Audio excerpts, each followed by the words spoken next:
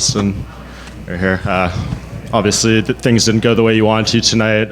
What are your kind of just immediate reflections on how the fight unfolded and maybe what you could have done differently in there? Man, honestly, similar to Khabib, his movement is really strange. The timing of it is really strange to get his cadence.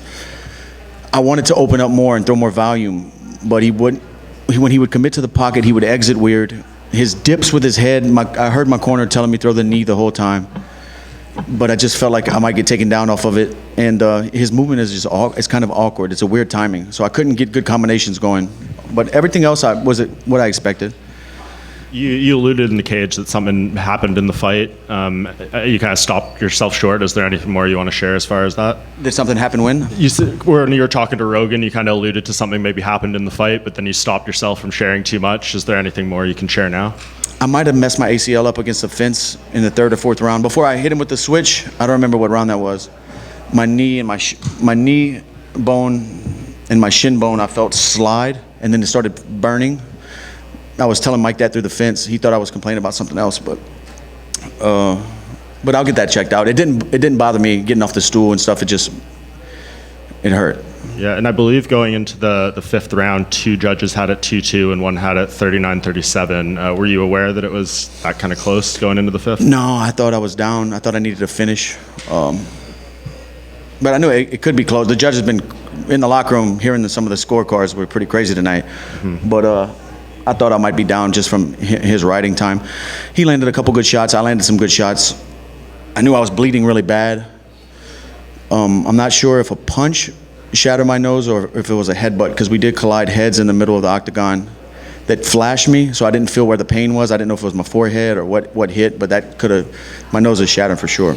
And I've had a couple nose surgeries already, and I have some cadaver bone and stuff in there, so I just hope I don't have to go through that process again, man. But I feel like the bone is not where it should be. Yeah, and of course you were asked about the future in the cage and everything. You've had a little bit of time now to let things settle. Any different thoughts or anything you want to elaborate more on as far as the future?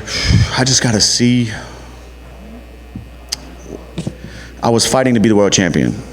Like what else am I fighting for? Just to fight for the thrill, because I am addicted to it, no doubt. But like for the money, I'm good. Me and my family are good. I don't need the money. Money's great. But my health is first, and like, what am I fighting for? To be the champion again?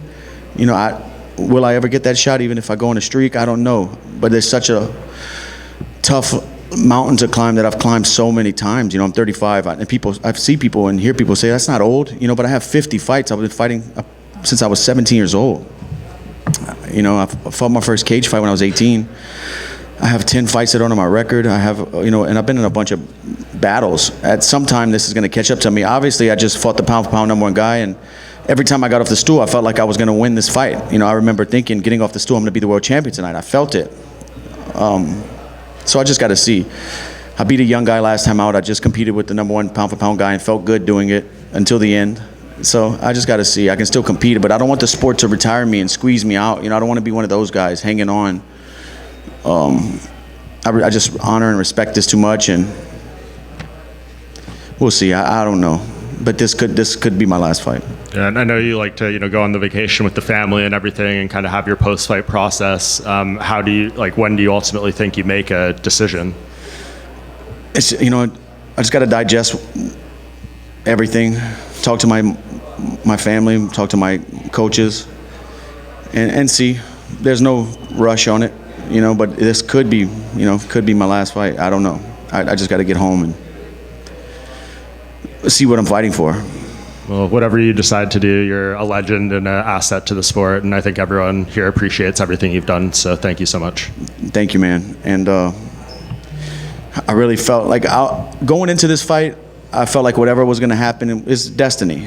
So whatever's going to happen, I can't control the outcome, just the process. So I try to enjoy the experience and the process of getting ready for another fight and walking out here to a crazy crowd and just the rush that comes along with that, And I enjoyed tonight. I did. I enjoyed it. Based on that enjoyment, if this was the last one and it was an amazing performance by yourself, would you be content with going out on this one? That's the problem. Tonight, if I would have won that belt, I would be content with everything I've done in the sport. It's just I didn't get the ultimate goal. The reason I started fighting was to be the world champion, undisputed, and I didn't get it. You know, I don't know. I don't know. We've heard guys in the past, like Alex Volkanovski, for one, struggle with not competing, right? They think they're ready for it, and then he gets a prolonged break, and then suddenly realizes there are demons that he's not dealing with very well. Are you set up for a life post-fighting, or is that going to be a period of adjustment for you? No, I'm staying busy-wise. Yeah, or just like not having the competition in your life. I don't know. I don't think anything will ever fill that void. I don't know what could fill that void. You know, I'm busy outside the octagon. I have a lot of things going on with my foundation, the businesses I own. I'm always busy, but nothing fills that void of competition that I've been doing for so long. The pureness of it, the one-on-one combat, the preparing myself. But fighting is such a selfish sport, man, and I've taken away from the people I love by focusing so much on myself and trying to master this craft. You know, I don't know. It's just a lot of stuff to weigh out. Do you think? I mean, how much of an input will you want from your family? Like, if they say, "Look, we'd rather you quit," will you listen to them and just go with what they want, or do you think I've still got a life and a purpose I want to serve as well? Like, how does that conversations go? I know the answer to they want me to stop, but I know I can still compete with these guys. I just got to figure out what I'm fighting for. I mean, the last one for me, you know, sometimes we see guys change weight class, or they'll wait for the UFC to offer them a big money fight or against a legend of the sport or something like that. If there was anything that you think like, okay, like I'll do these one-off special fights, or do you need a purpose of like, no, if I'm going to keep doing this, then I'm setting a goal, I'm going for that? Yeah, it would have to be a goal, something that's hard to get, not like a big money fight and stuff like that. It has to be a goal. And switching weight, like, dude, I make 155 no problem. You know. Dustin, if this is the last one, I just want to say thank you for a great career, man. Thank you so much, man. It's been brought up that you tend to learn from your losses. You take away something from it. Not this one, but from like, it seems obviously you did a hell of a lot better against Islam than you did against Khabib. What did you learn from the Khabib fight that you think you were able to do excellent well, you know, in the takedown defense and the wrestling gear? Honestly, Islam, the things I learned against Khabib that I've never felt before, Islam did a lot of that and got me down with it, with the foot sweeps, with the balance, him switching where I needed to post to stay up. Those guys are good, man. They're good, and they have an understanding of weight distribution and where you need to be. You know, he swept my foot a few times. And I brought that into this fight, and I still got taken down with that stuff. On a perhaps maybe not quite so bitter note, because it's not this, but this is an older fight. Did you perhaps learn something from, say, another loss, maybe like the Chan Sung-jung fight? Many, many years ago, it was a close fight. He ended up winning with the Darce. That was years ago in the WEC. Did you ever learn anything from that? That was 12 years ago. Yeah, I learned that I can climb back. You know, I learned that I can count on myself to rise up again and put together a win streak. And I know that about myself. I can do it again. You know, but do I want to go down that road? Because it's a tough road, man. And last question for me. You had a lot of success, it seemed, with body shots. Were you surprised it didn't really seem to phase him quite as much as you were hoping for, maybe? Only good body shot I landed in the open was a right hook to the body. Against the fence, I was ripping his body, but they weren't thudding like they needed to really hit those organs.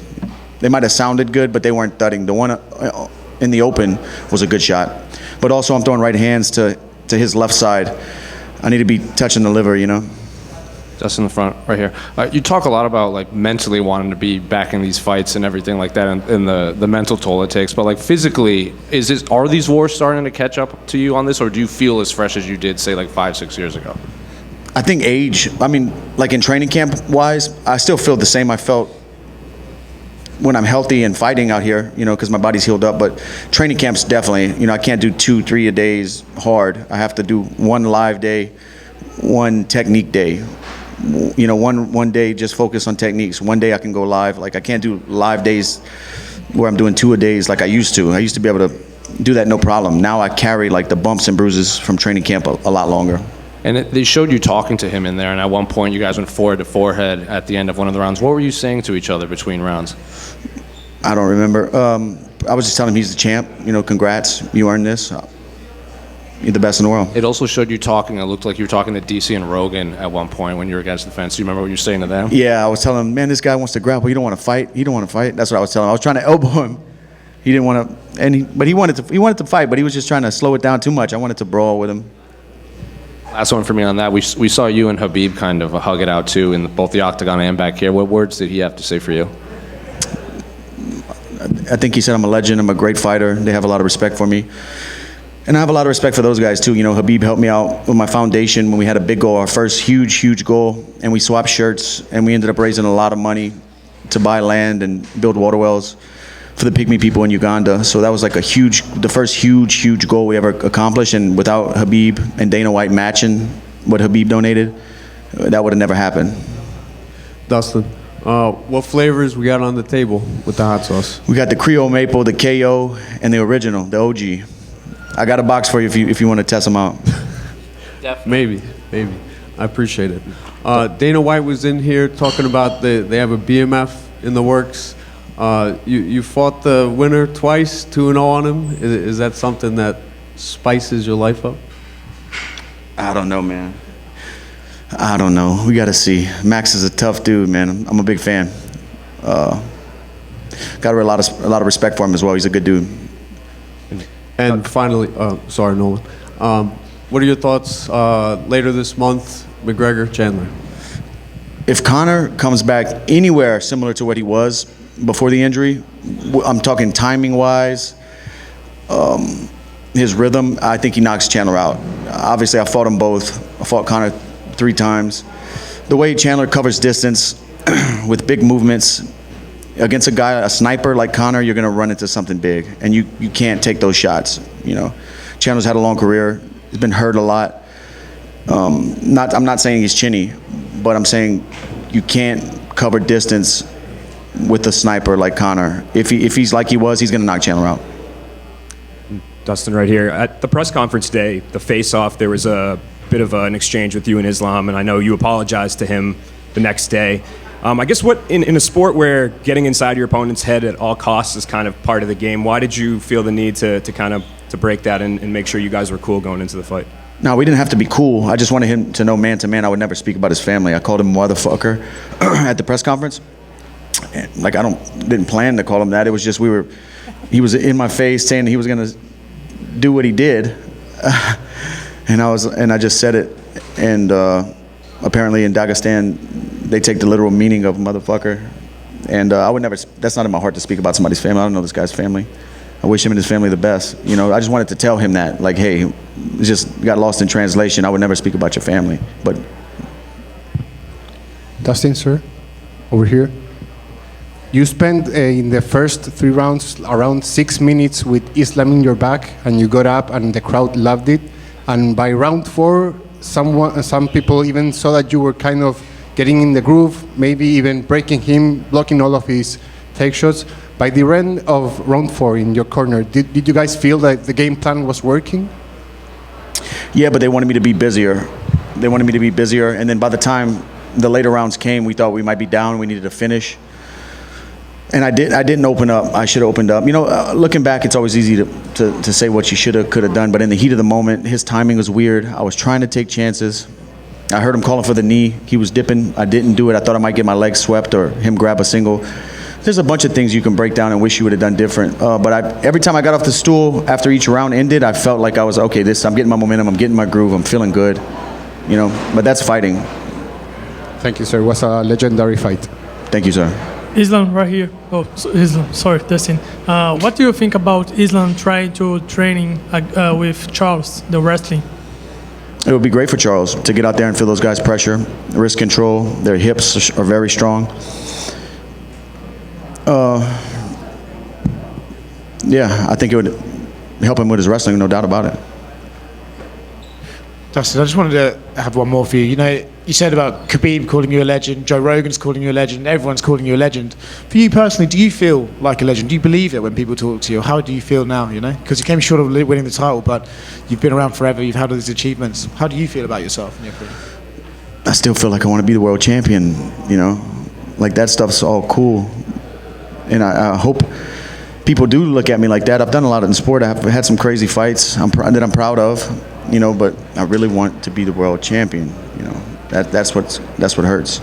But I'm proud of everything I've done in the sport. I'm proud of the comebacks I've made, the improvements I've made, my discipline to the craft. You know, this stuff isn't easy, man. This stuff isn't easy. Dustin, back here. With that being said, and you've acknowledging that this could be it, I know this is what you do, but if you elected to get back into the octagon, just how tough would that be to mentally lock back in when you start to think, okay, this could be the end of the road? I mean, I just did it preparing for this fight. When this fight came around, I was like, okay. Because when I fought in Miami at 299, I kind of thought, like, you know, this could be the it. This could be the end. But I still feel good in there. That's the problem. Preparing, like if I decide to fight, preparing is that's when I feel normal. That's when everything in my life feels normal because I've been doing it so long. It's the opposite side of that. Not preparing is what scares me.